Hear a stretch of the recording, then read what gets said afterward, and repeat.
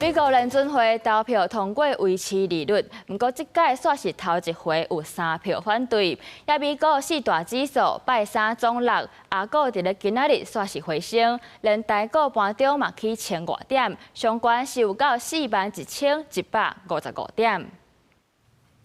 美國聯準會主席驊煹上任以來主持第2場 FOMC 會議，不過甲頂擺會議針對利率無變，全部無意見通過比起來，這屆出現3票反對票，主張應該升息1碼。We understand that the 5+ years of inflation above target cannot be cured in 9 weeks, or by a single month of modest price decreases.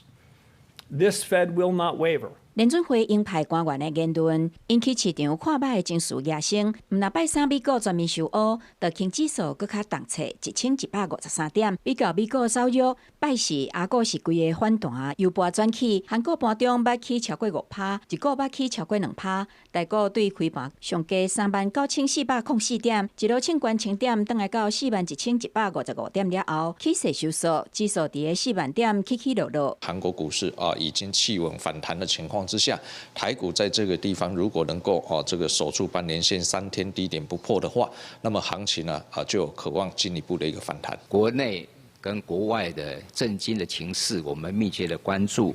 如果有一些失序的狀況，我們會做適度的來處理。專家分析，比較前幾天台股開盤的重點以科技股為主，拜四正做帶動台股起勢的先鋒。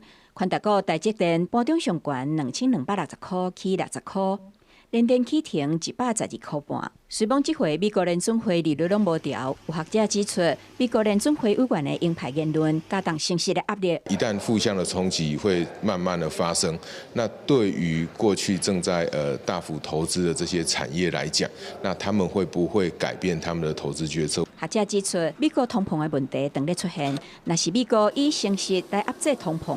而且升息的幅度若傷大，可能會引起企業倒去，甲影響就業，就要慎重判斷利率的動向。記者綜合報道。